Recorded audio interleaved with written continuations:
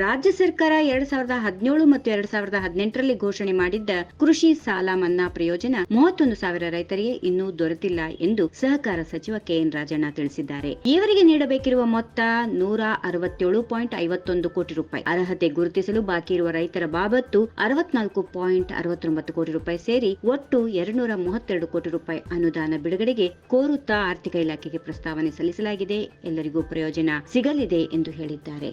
ವಿಧಾನ ಪರಿಷತ್ನಲ್ಲಿ ಕಾಂಗ್ರೆಸ್ನ ಎಸ್ ರವಿ, ಬಿಜೆಪಿಯ ಸುನಿಲ್ ವಾಲ್ಯಾಪುರೆ ಇವರ ಪ್ರಶ್ನೆಗಳಿಗೆ ಉತ್ತರಿಸಿದ ಸಹಕಾರ ಸಚಿವ ಕೆಎನ್ ರಾಜಣ್ಣ, ಜಿಲ್ಲಾ ಕೇಂದ್ರ ಸಹಕಾರ ಬ್ಯಾಂಕ್ ಹಾಗೂ ಪ್ರಾಥಮಿಕ ಕೃಷಿ ಪರಿಷತ್ತಿನ ಸಹಕಾರ ಸಂಘಗಳ ಮೂಲಕ ನೀಡಲಾಗಿದ್ದ 50,000 ಸಾಲ ಮನ್ನಾ ಪ್ರಯೋಜನವನ್ನ 21.57 ಲಕ್ಷ ರೈತರು, 2018ರಲ್ಲಿ ಘೋಷಣೆ ಮಾಡಿದ್ದ 1 ಲಕ್ಷ ಸಾಲ ಮನ್ನಾ ಪ್ರಯೋಜನವನ್ನ 17.37 ಲಕ್ಷ ರೈತರು ಪಡೆದುಕೊಂಡಿದ್ದಾರೆ.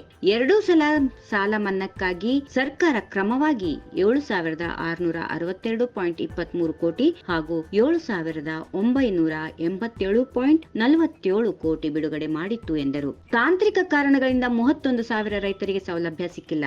ಅವರಿಗೆ ನೀಡಬೇಕಿರುವ ಮೊತ್ತ 167.51 ಕೋಟಿ. ಅರ್ಹತೆ ಗುರುತಿಸಲು ಬಾಕಿ ಇರುವ ರೈತರ ಬಾಬತ್ತು 64.49 ಕೋಟಿ ಸೇರಿ ಒಟ್ಟು 232 ಕೋಟಿ ಅನುದಾನ ಬಿಡುಗಡೆ ಮಾಡುವಂತೆ ಕೋರುತ್ತಾ ಆರ್ಥಿಕ ಇಲಾಖೆ ಪ್ರಸ್ತಾವನೆ ಸಲ್ಲಿಸಲಾಗಿದೆ. ಎಲ್ಲರಿಗೂ ಪ್ರಯೋಜನ ದೊರಕಲಿದೆ ಎಂದು ಅವರು ತಿಳಿಸಿದರು. ಕಾಂಗ್ರೆಸ್ನ ದಿನೇಶ್ ಗುಳೇಗೌಡ ಅವರ ಪ್ರಶ್ನೆಗೆ ಉತ್ತರಿಸಿದ ಅವರು, 2023 ಮತ್ತು 24ನೇ ಸಾಲಿನಲ್ಲಿ 29.26 ಲಕ್ಷ ರೈತರಿಗೆ 22,982 ಕೋಟಿ ಬೆಳೆ ಸಾಲ ವಿತರಿಸಲಾಗಿತ್ತು. 2024-25ನೇ ಸಾಲಿನಲ್ಲಿ ಬೆಳೆ ಸಾಲದ ಜೊತೆಗೆ ಪಶು ಸಂಗೋಪನೆಗೆ ದುಡಿಯುವ ಬಂಡವಾಳ ಸಾಲ ಹಾಗೂ 90,000 ರೈತರಿಗೆ 2,000 ಕೋಟಿ ಮಧ್ಯಮ ದೀರ್ಘಾವಧಿ ಸಾಲ ವಿತರಿಸಲಾಗುತ್ತಿದೆ ಎಂದು ತಿಳಿಸಿದರು.